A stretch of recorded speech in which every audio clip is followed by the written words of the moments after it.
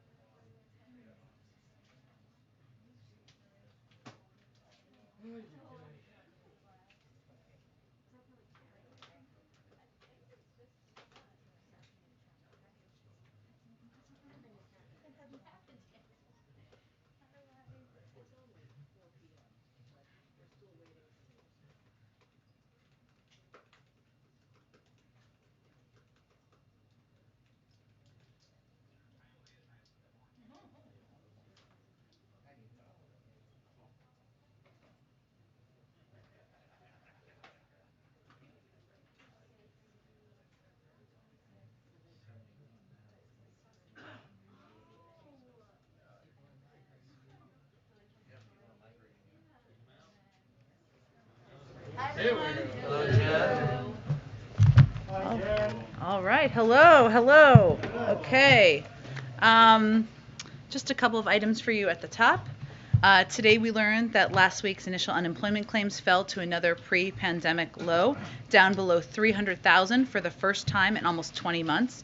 The 4-week average similarly fell to a new low, down nearly 60% from when President Biden took office. This is a testament to the progress we've made on the economy, thanks to President Biden's success in getting Americans vaccinated and getting economic relief to the middle class.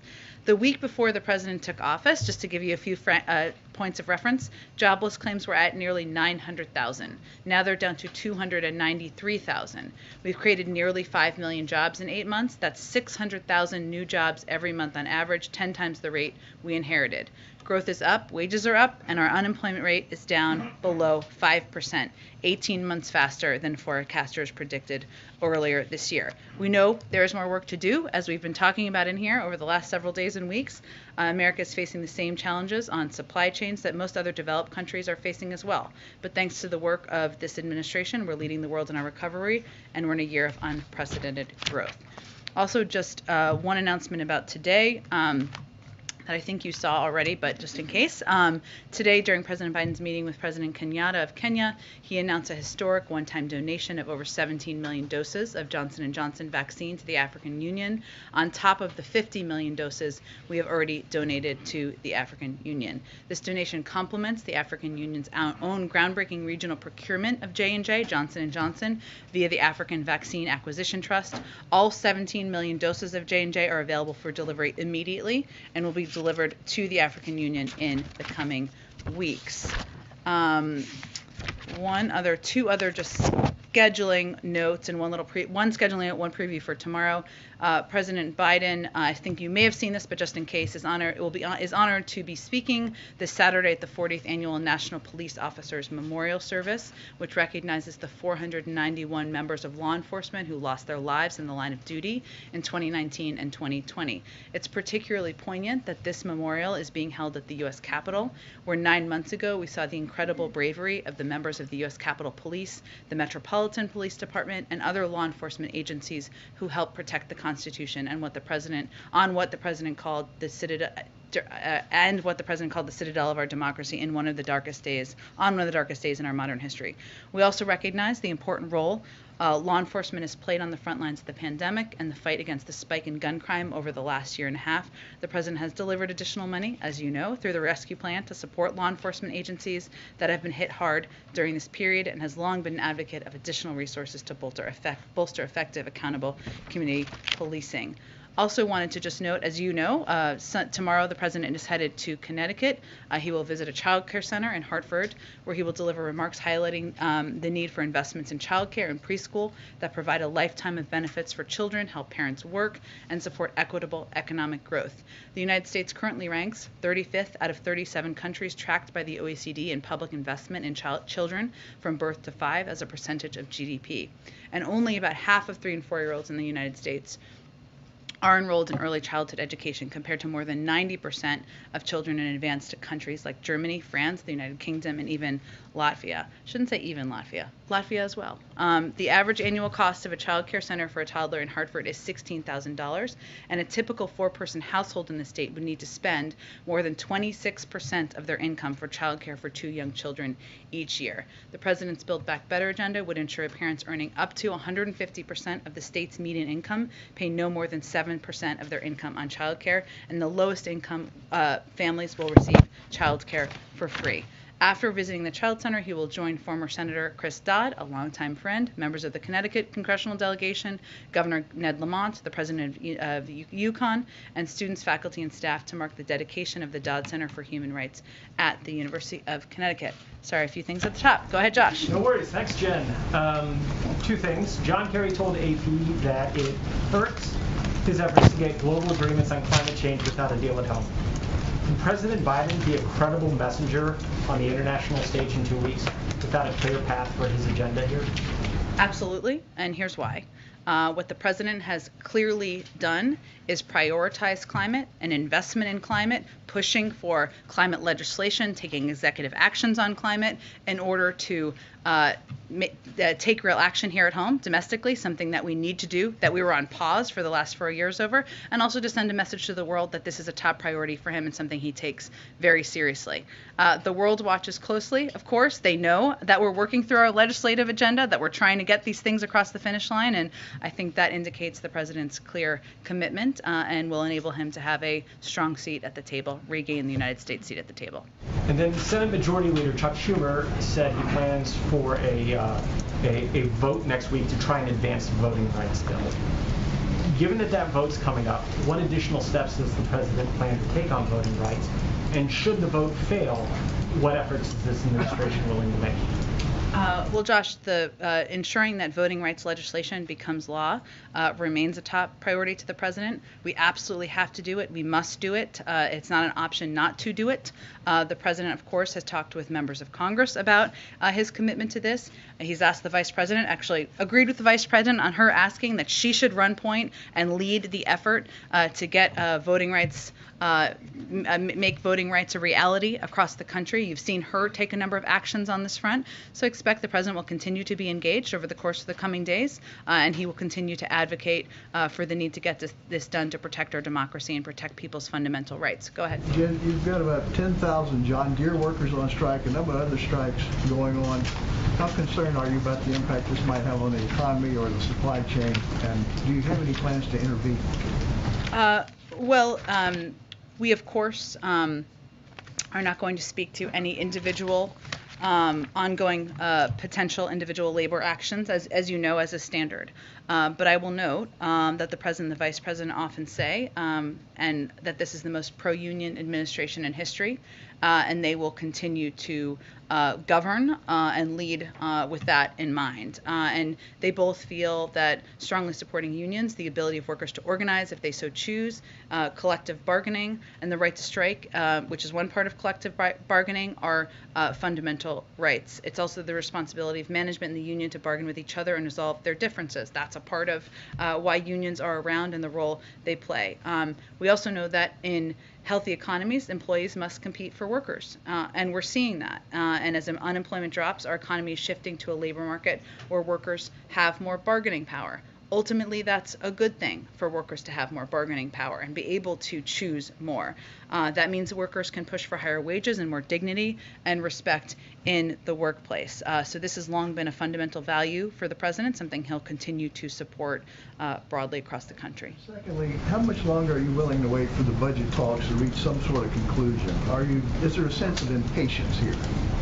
I wouldn't put it in those terms, but what I would say is that The president is eager to get things done for the American people and to deliver on what he's promised. And so, as I said yesterday, the time for negotiations is not unending, and we're eager to move forward. We're eager to deliver on what he promised the American people, which will result in addressing some of the issues I touched on earlier, making childcare more affordable, making universal pre-K a reality, addressing the climate crisis, making sure people have kids have clean drinking water, broadband is accessible. We're repairing roads, rails, and bridges across the country. We're eager to act. I wouldn't say it's impatience. I would say it's an interest in moving forward. Go ahead. Thanks, Jen. Is it the president's position that those who defy congressional subpoenas related to January 6th should face prosecution from the Justice Department? Well, Caitlin, I know that has been raised as an issue, of course, by what we've seen happen in Congress. It's the purview of the Department of Justice to determine if there would be criminal referral, any criminal decisions. So, and they handle exclusively those decisions. So I'd point you to them. But does he think those who defy these congressional subpoenas that are related to something that he thinks is so important that he is not going to assert executive privilege as his predecessor has requested, that they should face consequences for defying those subpoenas? Well, again, Caitlin, I think why you're asking this question is because it's been raised by the committee, the January 6th Select Committee, about criminal actions or criminal referral. That's something that is between them and the Department of Justice, an independent agency that would make any of those decisions. And citing the upcoming election for governor in Virginia, Senator Mark Warner said he thinks the House needs to go ahead and vote on the hard infrastructure bill so Democrats can have a win on the table to run on. Does the president agree with that sentiment? The president wants to get both pieces of legislation passed. That requires having the majority of votes in Congress to get that done, and that's what he's working to get across the finish line. Is there any other response to Senator Warner? Nope. Go ahead. Jen, I'm going to follow up on a couple of that Sure. Steve asked, but he asked about the concern at the White House about these strikes and the potential impact on the economy. Yeah. Is there a worry right now, as we're seeing this happening in different parts of the country, different industries, that this could have a significant impact? I have not heard that expressed by our economic team at this point. I'm happy to check with them and see if that's a concern they have. And on the timing of negotiations, we're talking about the patience issue. The White House announced the president's trip to Europe at the end of this month. Nancy Pelosi has set an October 31st deadline to get the infrastructure package passed. Does the president expect that negotiations will be completed by the time he leaves for that trip at the end of the month? I'm not going to set new timelines here. I will reiterate that we don't feel that the time is unending, and we feel it's time to move forward with negotiations, move to a place where we have a unified package, but I'm not going to set a new timeline today. Can the president leave for that trip if negotiations are still going on Capitol Hill and at the White House? Again, I'm not going to set a new timeline today. Obviously, we want to move this forward as quickly as possible. Go ahead. Thank you, Jen. And following up on the questions about January 6th, I know you've spoken to the decision by the White House counsel's office to tell the archives to hand over those documents. Has there been any concern or conversation about what might happen one day when the shoe's on the other foot, and if another administration of the other party comes in and says there's an extraordinary circumstance and they want to hand over documents that were deemed privileged by the Biden administration? I can assure you, Ed, that this president has no intention to lead an insurrection on our nation's capital. I anticipated that would be your answer, almost word for word. Oh, good. But you can understand that you're opening potentially a Pandora's box here. Actually, we don't see it that way. I understand why you're asking this question. Yeah. We talked about this a little bit last week as well. I think it is ultimately important for people to understand and remember that January 6th was an incredibly dark day, one of the darkest days in our democracy. There was an insurrection on our nation's capital. What we're talking about here is getting to the bottom of that. Shouldn't everybody want to get to the bottom of that? Democrats, Republicans, people who have no political affiliation whatsoever.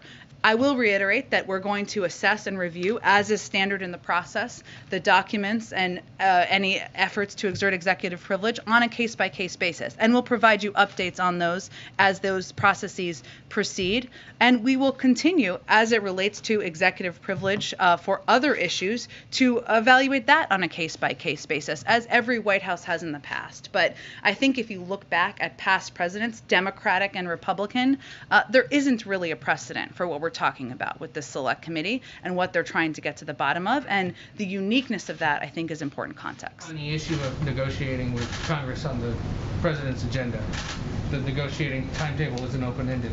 Is there anything new you can say about what the president himself has done this week to engage in those negotiations? I can tell you that the president has been deeply engaged on the phone with members, getting updates from his team and senior members of his team on their conversations and discussions, eager to hear where there's agreement, where there's still disagreement, and how to shake things loose to move them forward. And I have an FDA question, but not on what you might anticipate. Oh, I like the setup. Okay. There was a decision this week by the agency to approve specific vapes or vaping cigarettes, saying they're appropriate protection of public health.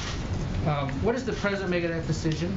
And does he support taxing e-cigarettes along with other more traditional tobacco products? I know this was an element of the Build Back Better Pay For agenda originally. Does he still support doing that? It wasn't something that he had proposed originally, so I would just note that. Obviously, we would... Yes, some Democrats. Some Democrats, but I think it's important context, yes, right? That totally. He didn't propose that. Yeah.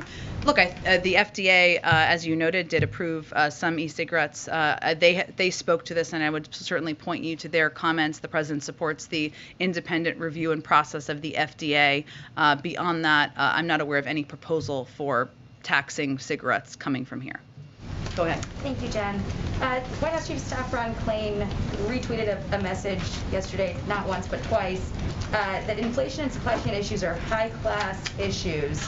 But some of the sharpest price increases over the last month included products that every American buys: beef products, chicken, eggs, regular unleaded gasoline, laundry equipment, furniture, clothing, the list goes on. Why would Ron Klain tweet that, and would you agree that that's a little bit tone deaf? Do you think 2 tweets means more? I'm just curious.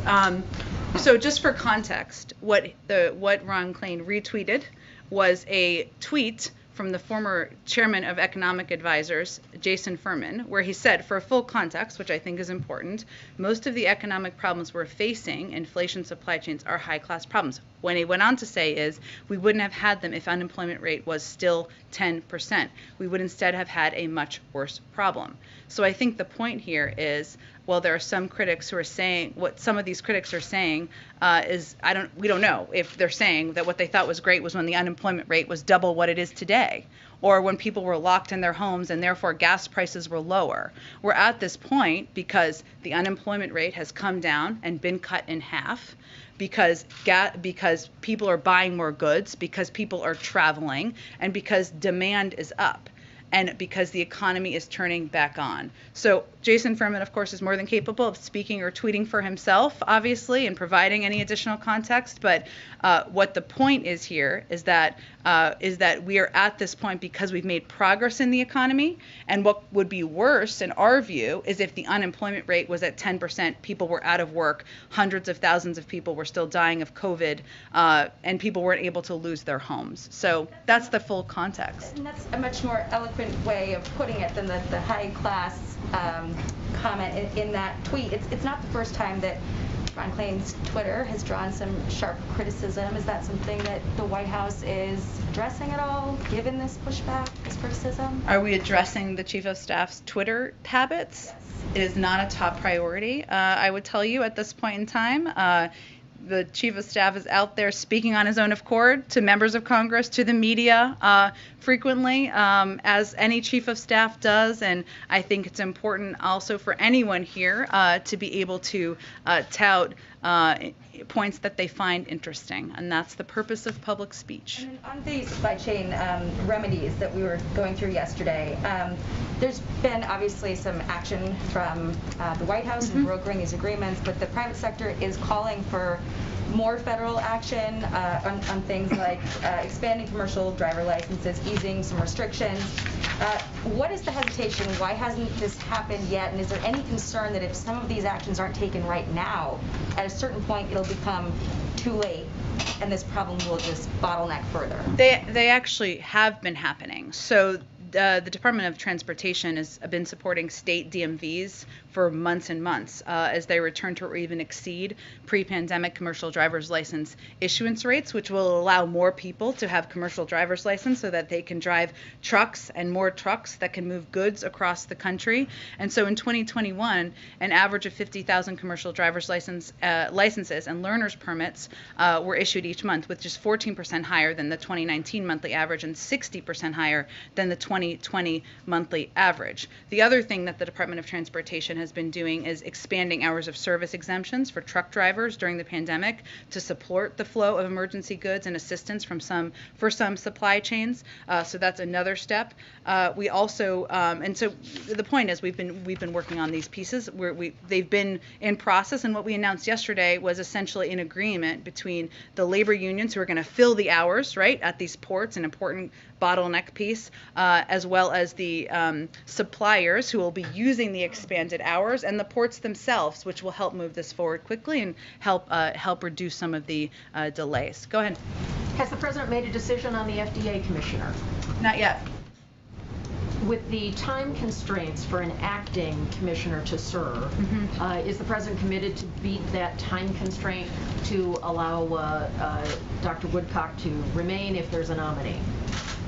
Well, the president is definitely eager to make a decision about an FDA nominee, and of course make that decision public once it's made. We're just not quite at that point yet. In terms of the timeline, I'm not aware of what exactly that timeline is, but certainly. Oh yeah, I understand. I just don't know when it. I don't know when it ends, but we are certainly eager to do this in short order. On the Connecticut visit, you outlined some elements related to childcare that the president wants to talk about.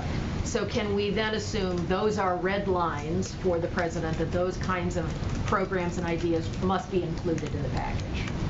Well, I would say that certainly addressing the care economy and easing the burden on families, often women, frankly, in the workforce, is a core priority, of course, for the president. He wants to see everything in the package, and he wants to lift up what's in the package so people understand the key components. I don't have any new red lines to set for you today, but certainly addressing the care economy, childcare as a part of it, is something that's a priority and important to the president and important to many, many, if not the vast majority or every single member of Congress.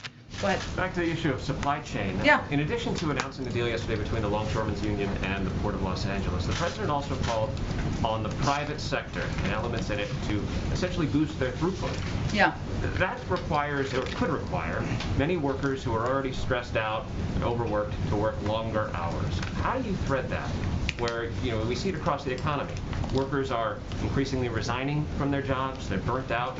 This president obviously believes that there are certain things that the private sector has to do for the betterment of the country. How do you thread those two things? Well, you thread them by having everyone at the table, representatives of the labor unions, ensuring that they can go back to their workers and convey safety is a high priority, treatment is a high priority, pay and overtime is a high priority. It's important to have these companies at the table so they understand what the labor unions are expecting. And it's important, of course, to have, whether it's the ports or other modes and means of transportation at the table so they can also convey what their needs are. And what he was asking for, if you look at moving goods, for example, UPS and FedEx are about 40% of the market of how goods are transported. He's asking others who are moving goods to also step up their game, other companies and suppliers to also step up their game, and this is a model for how that could be done. The labor union IATSE is talking about striking the studios next week. Their primary complaint is that they're not given enough time for rest. Is the president, without wanting to step into this dispute, is he sympathetic? Well, I would say first that's a different issue for clarity, right? That is not about moving goods or the supply chain, just for clarity, for people who are reading the transcript.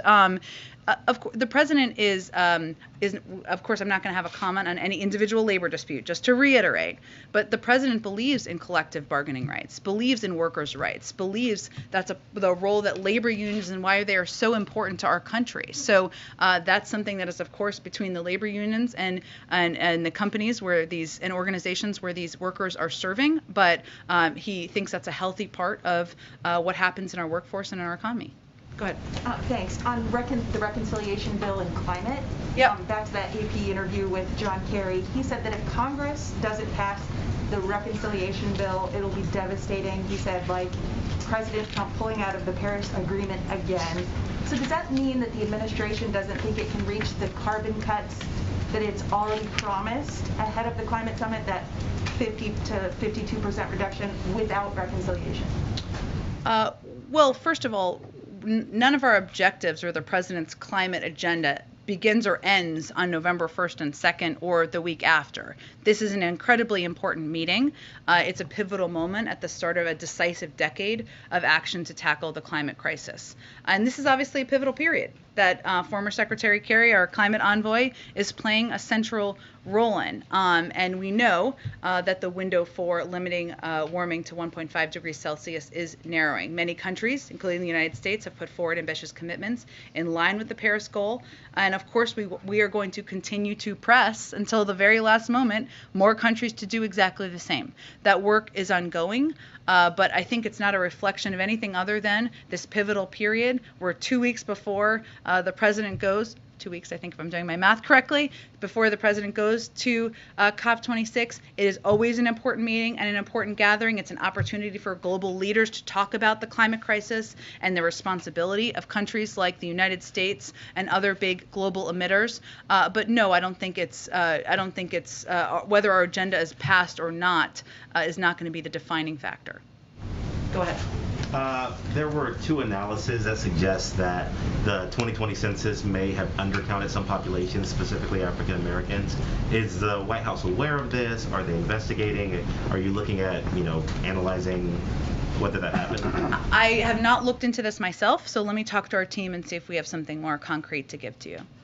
One more. Sure. Hundreds of climate protesters, I think they're gathered outside the White House right now. They're demanding Biden stop approving fossil fuel projects and declare a climate emergency.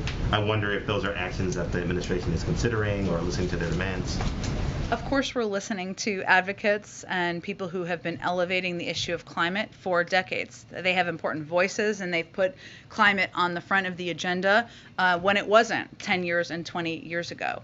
I would encourage anyone out there or not to look at what the president's proposing, what he's trying to push across the finish line at this point, which is an enormous investment and commitment to addressing the climate crisis that's in his legislative agenda that's currently working its way through Congress now. It doesn't mean his climate commitment ends once he signs this into law. It just means that's what our focus is on now, and it will have a dramatic, important impact. Go ahead. Thank you, Jen.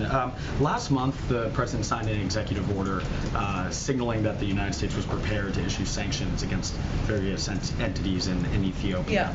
Yeah. Given the meeting today, just what is the administration waiting for? What's the United States watching right now that's preventing the administration from issuing those sanctions?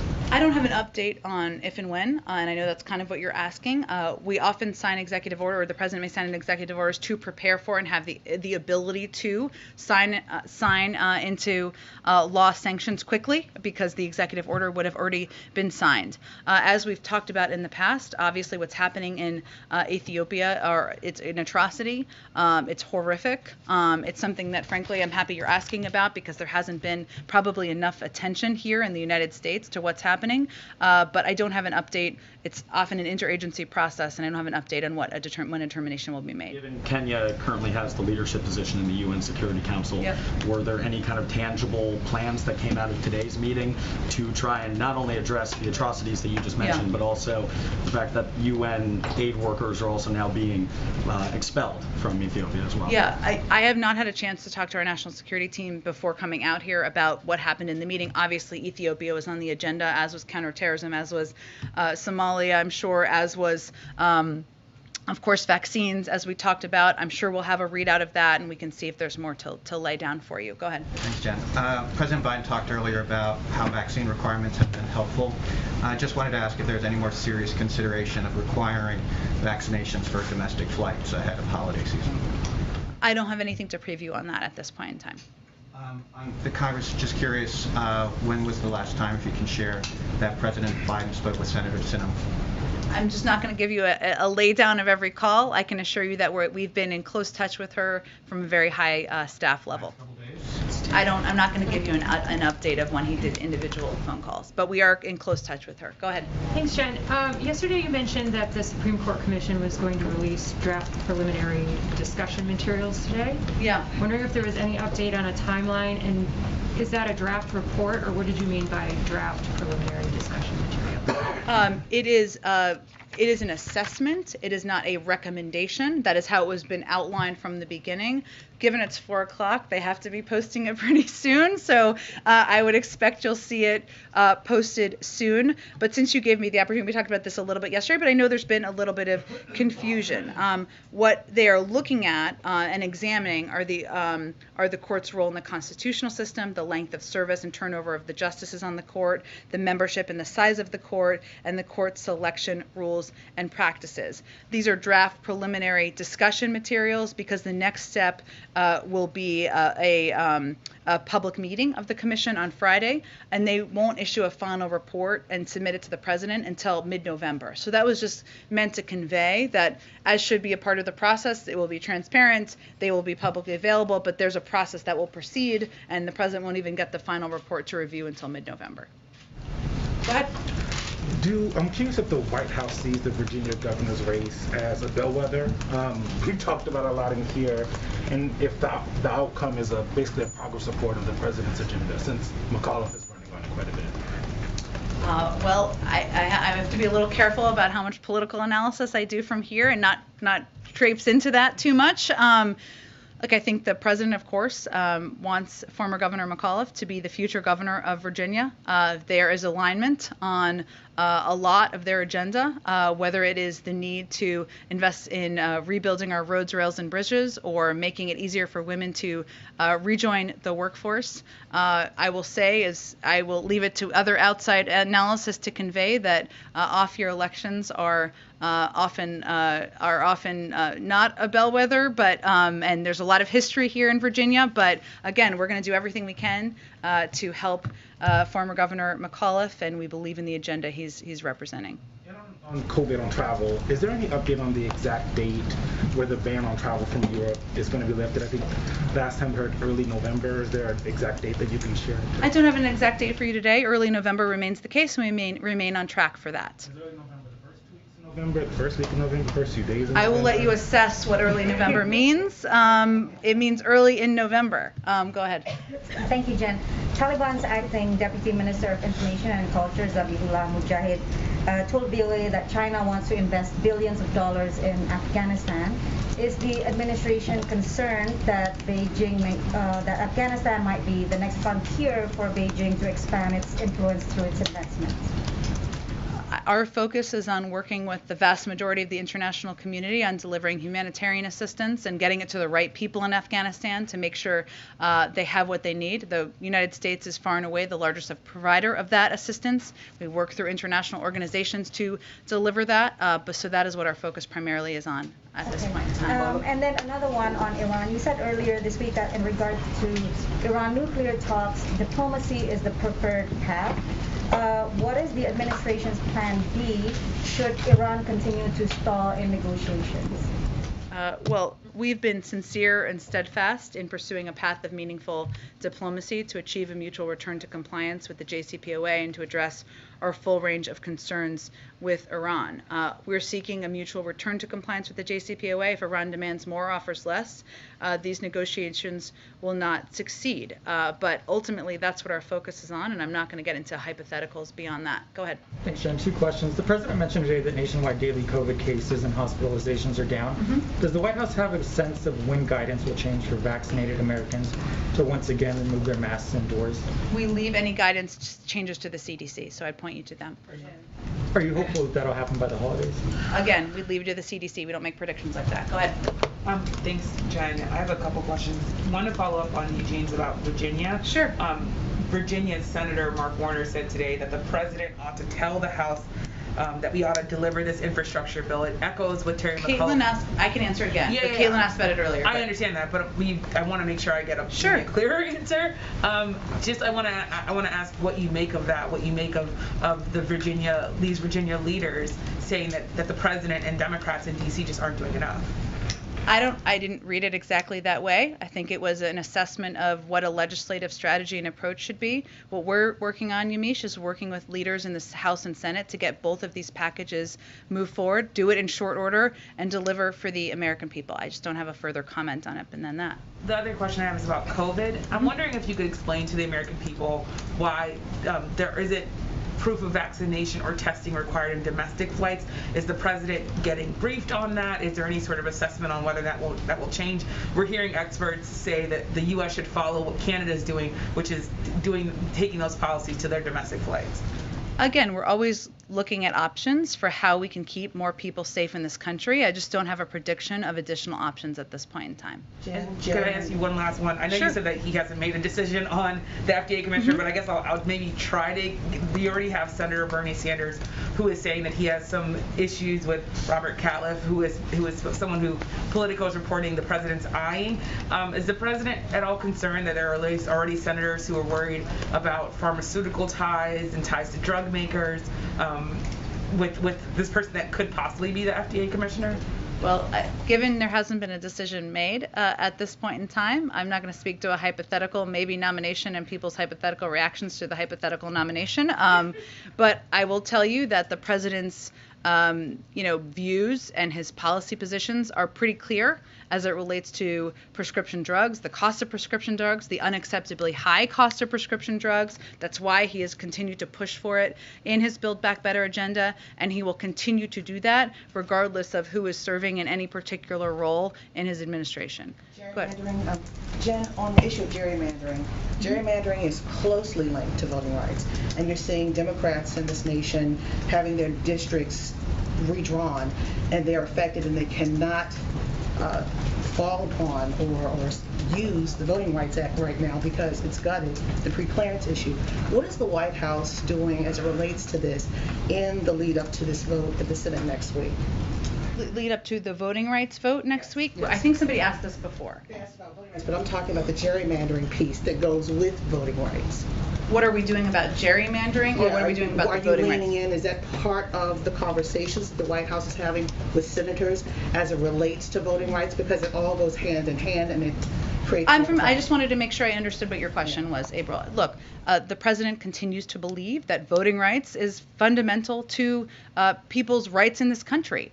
He has given speeches about it. He has taken actions through executive action. He has supported the efforts of his Department of Justice to ensure they're putting in place protections across the country. I think his actions absolutely speak for that. I don't have anything more to preview for you in terms of his. What's happening in Texas?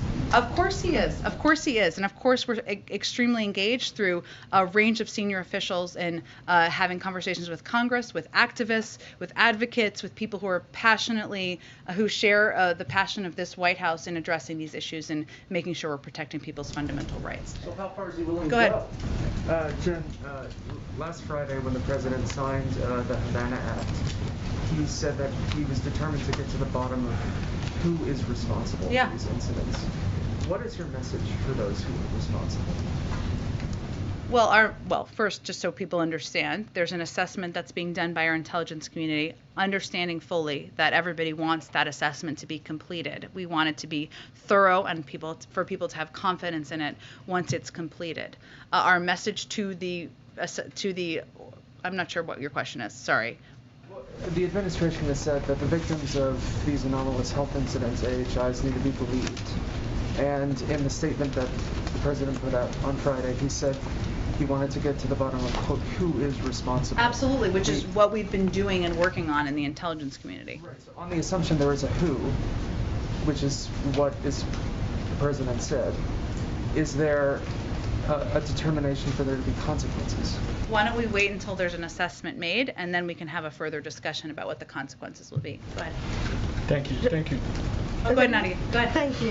Thank you, Jen. I have two questions on Lebanon first. Does the White House still support an independent investigation into the explosion at the port? There were some clashes today. Hezbollah supporters were trying to block this investigation. And I have another question on Iran. Sure. We, of course, support, and I would reiterate our support in and the support of the international community, which we've voiced on multiple occasions, and we for the investigation. We urge Lebanese authorities to complete lead a swift and transparent investigation into the horrific explosion at the port of Beirut. The victims of the August 2020 port explosion deserve justice, and those responsible must be held accountable. So we continue to be strongly supportive of these efforts in the investigation. And on Iran, the Israeli foreign minister articulated yesterday in the press conference that he actually shared detailed Plan B with the White House. Should diplomacy fail in Vienna, is the White House open to these suggestions from the Israelis, or the Plan B, as he put it? Our focus is on diplomacy. That's where our efforts are at this point in time. I'm not going to entertain a hypothetical at this point in time. We're eager to go back to Vienna and continue the talks. Go ahead, thank you. Jen, given the First Lady is going to Virginia tomorrow to campaign, can we expect President Biden will be there in the next 2 weeks before the foreign trip? I expect he'll do more to help his friend, former Governor Terry McAuliffe. I just don't have details at this point in time. Will that be true in New Jersey as well? Will President Biden be traveling there for that election? I don't have anything to preview on either at this point in time, but obviously we know the elections are soon, the foreign trip is soon, and so we will certainly have more to convey as soon as details are finalized. Go ahead. Thank you. When exactly will travel restrictions be lifted? We've heard it should be early November. Is there a precise date, or when can we expect to know more? Continues to be early November. That is not a very expansive period of time, but hopefully we'll have a date for you all soon. We continue to be on track for early November and to meeting that timeline. Jen, the president has been trying to get OPEC to increase supply in the past. Oil prices have been north of $80 a barrel. Yeah. Are there any steps that he's looking at, new steps, to try to deal with some of these energy issues? Well, first, the president is very focused on this. He has asked his team about it. There are a number of people, senior members of the White House team from the NSC, from the NEC, working on this issue every single day.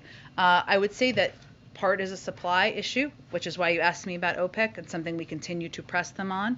But part is also a logistics issue of being able to move supply around the country, and that's something that we're also looking into options on. I know you didn't ask me about this, but I'm just going to also convey, because sometimes they're combined, the gas issue as well as the natural gas issue, which is something that we've seen, people in the Northeast have understandable concerns about what that may look like for them. And I would just note, and we haven't talked about this a lot, so I wanted to raise it, that LIHEAP funding, coverage of LIHEAP funding, is in the American Rescue Plan. And that is something that we have been communicating with a number of states and leaders about, and their ability to access that funding, which is the low-income heating program I think many of you are familiar with, to help prepare for any increase in costs. But we're working on both the supply issue and the logistics issue and looking at a range of options. Go ahead. Jen, in Ghana, legislation is pending before lawmakers that would essentially criminalize being LGBTQ, punishing acts constituting being LGBTQ with up to 5 years in prison, and advocacy for LGBTQ people with up to 10 years in prison. Will the president reach out to his counterpart in Ghana or partner nations on this legislation?